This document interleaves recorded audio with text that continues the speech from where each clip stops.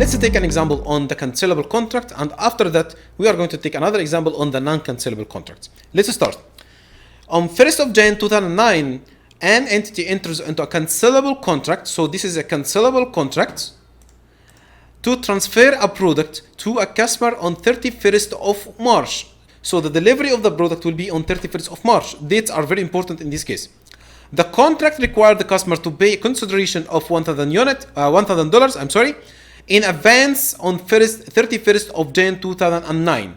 So the customer is going to pay the consideration and the price on the 31st of January. The customer pays the consideration on 1st of March. The entity transferred the product on 31st of March. Now, let's do the accounting.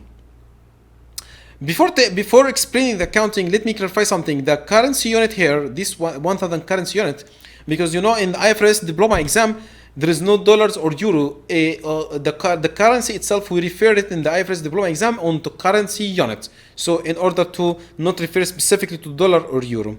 And the first date, the entity received cash 1,000 currency unit on the 1st of March.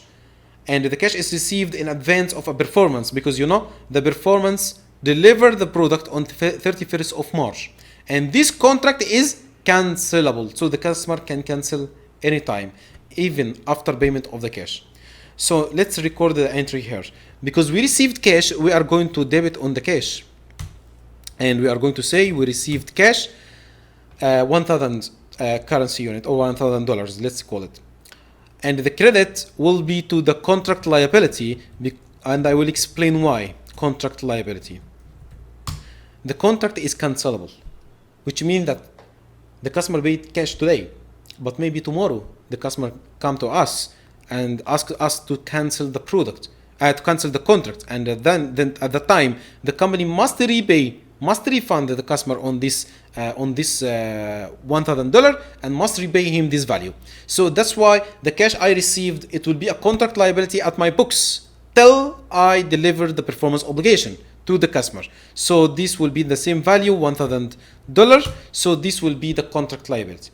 Then when a company comes to transfer the product to the customer on 31st of March, another entry the company must do, that the contract liability must be closed in this entry, because the company delivered the performance obligation and the company satisfied the obligation in the contract. So we need to close the contract liability, and if the contract liability we recorded in the first entry as a credit, so it must be debit here in order to be closed, because the company delivered the products. And at the same time, the company must recognize the revenue